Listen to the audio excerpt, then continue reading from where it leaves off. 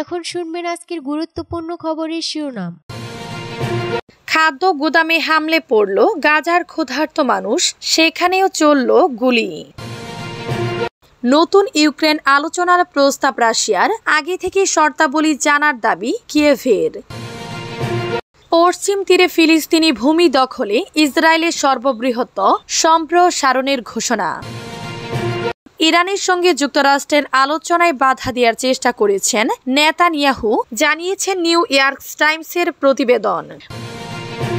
ভয়াবহ দাবানলে পড়ছে কানাডা, ম্যানিটোবায় জরুরি অবস্থা জারি। 5 বছরে 1 লাখ বাংলাদেশি কর্মী নিবে জাপান। খাদ্য গুদামে হামলে পড়ল গাজার ক্ষুধার্ত মানুষ, সেখানেও চলল গুলি। জাতিসংঘের বিশ্ব খাদ্য কর্মসূচি WFP জানিয়েছে ক্ষুধার্ত মানুষের দল গাজার মধ্য অঞ্চলে একটি খাদ্য সরবরাহ গুদামে ঢুকে পড়েছে। এই ঘটনায় 2 জন নিহত এবং বেশ কয়েকজন আহত হয়েছে বলে জানা গেছে। ফুটেজে দেখা গেছে হাজার হাজার মানুষ দের আল বালাহের আল গাফারি গুদামে ঢুকে ময়দার বস্তা এবং খাবারের কার্টুন নিয়ে যাচ্ছে, কিন্তু ঠিক তখনই গুলির শব্দ শোনা গেল। কোথা থেকে গুলি এসেছে বা কারা গুলি চালিয়েছে তা তাৎক্ষণিকভাবে স্পষ্ট নয়। এক বিবৃতিতে WFP জানিয়েছে যে গত সপ্তাহে প্রায় 3 মাসের ইসরায়েলি অবরোধ শিথিল করার পর গাজায় মানবিক চাহিদা নিয়ন্ত্রণের বাইরে চলে গেছে।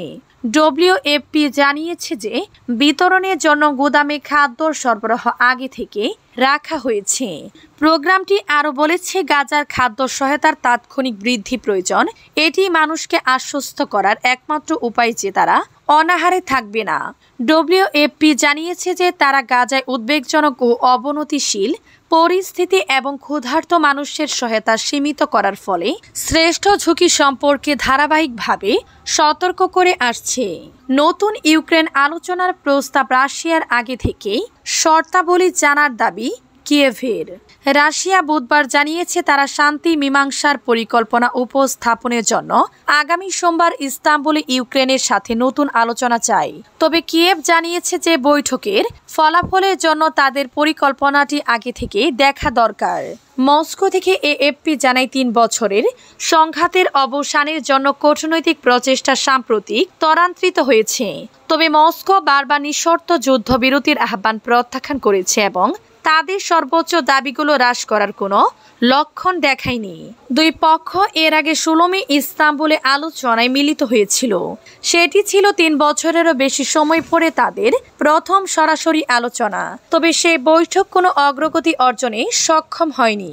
পশ্চিম তীরে ফিলিস্তিনি ভূমি দখলে ইসরায়েলের সর্ববৃহৎ সম্প্রসারণের ঘোষণা। ইসরায়েলের দখলকৃত ফিলিস্তিনের পশ্চিম তীরে অবৈধ বসতি বাড়ানোর এক নতুন পদক্ষেপ নিয়েছে দখলদার ইসরায়েলি সরকার। ইসরায়েলের প্রতিরক্ষা মন্ত্রী ইসরায়েল কাটজ এবং কঠোর ডানপন্থী অর্থমন্ত্রী বেজালেল স্ট্রেটিস এক যৌথ ঘোষণায় জানিয়েছেন পশ্চিম তীরে 22টি নতুন ইহুদি বসতি স্থাপনের অনুরোধ দেয়া হয়েছে। এটি গত কয়েক দশকের মধ্যে বসতি স্থাপনের সবচেয়ে বড় উদ্বেগ বলে ধরা হচ্ছে। যদিও এই বসতিগুলোর মধ্যে বেশ কয়েকটি ইতিমধ্যে সরকারি অনুমোদন ছাড়াই নির্মিত হয়েছে। এই পদক্ষেপ আন্তর্জাতিক অঙ্গনে ব্যাপক প্রতিক্রিয়া সৃষ্টি করেছে। আন্তর্জাতিক আইন অনুসারে এই ধরনের বসতি স্থাপন সম্পূর্ণ অবৈধ হিসেবে বিবেচনা হলেও ইসরায়েল তার অবস্থানে অনড় রয়েছে।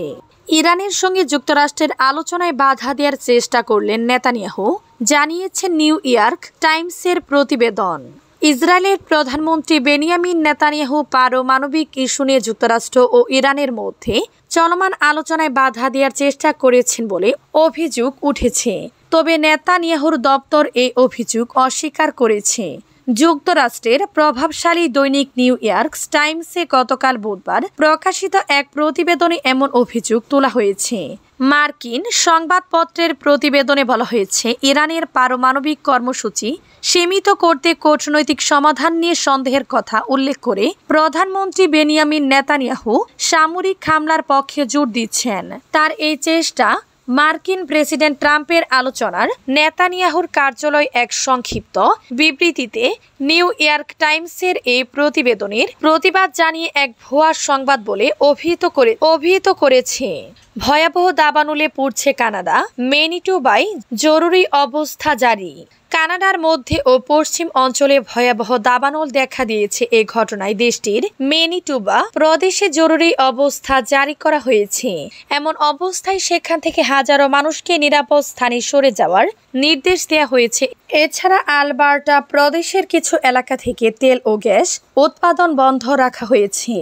বৃহস্পতিবার এক প্রতিবেদনে এ তথ্য জানিয়েছে বার্তা সংস্থা রয়টার্স। প্রতিবেদনে বলা হয়, কানাডার মধ্য ও পশ্চিম অঞ্চলে দাবানল ছড়িয়ে পড়ায় ম্যানিটোবা প্রদেশে বুধবার জরুরি অবস্থা ঘোষণা করা হয়েছে।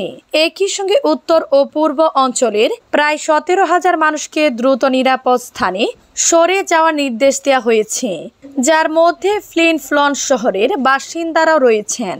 ম্যানিটোবার প্রিমিয়ার ওয়াফ কিনিউ এক সংবাদ সম্মেলনে জানান, এটি প্রদেশটির সাম্প্রতিক মানব বসতি সরিয়ে নেওয়ার ঘটনা।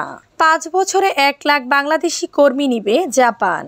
জাপানের ক্রমবর্ধমান শ্রমশক্তি সংকট মোকাবেলায় আগামী 5 বছরে বাংলাদেশ থেকে 1 লাখ কর্মী নিয়োগের পরিকল্পনা নিয়েছে দেশটির সরকার ও ব্যবসায়ীরা। বৃহস্পতিবার 29 মে টোকিওতে বাংলাদেশ সেমিনার অন হিউম্যান রিসোর্সের শীর্ষক আয়োজনে এই ঘোষণা দেওয়া হয়। সেমিনারে উপস্থিত ছিলেন বাংলাদেশের প্রধান উপদেষ্টা প্রফেসর মোহাম্মদ ইউনুস। তিনি বলেন, বাংলাদেশের জন্য কাজের সুযোগ তৈরি এবং জাপানকে জানার দরজা খুলে দেওয়ার এটাই সবচেয়ে অনুপ্রেরণাদায়ক দিন হতে যাচ্ছে। সরকার এই প্রক্রিয়াকে সর্বোচ্চ গুরুত্ব দিবে। সেমিনারে প্রধান উপদেষ্টার উপস্থিতিতে 2টি সমঝোতা স্মারক স্বাক্ষরিত হয়। একটি স্বাক্ষর হয় বাংলাদেশের জনশক্তি কর্মসংস্থান ও প্রশিক্ষণ ব্যুরো বিএমইটি এবং জাপান বাংলাদেশ যৌথ উদ্বেগ কাইকম ড্রিম স্টেটের মধ্যে। অন্যটি স্বাক্ষর হয় বিএমইটি জাপানের national business support combined cooperatives, যা 65-র বেশি গ্রহণকারী কোম্পানি পরিচালনা করে, এবং জাপান বাংলা যে বিবিআর এর মধ্যে। প্রধান উপদেষ্টা বলেন, বাংলাদেশ একটি তরুণ জনগোষ্ঠীর দেশ, যার অর্ধেকের বেশি মানুষের বয়স 27 বছরের নিচে। সরকারের দায়িত্ব হচ্ছে তাদের জন্য আন্তর্জাতিক শ্রম বাজারের দরজা খুলে দেয়া।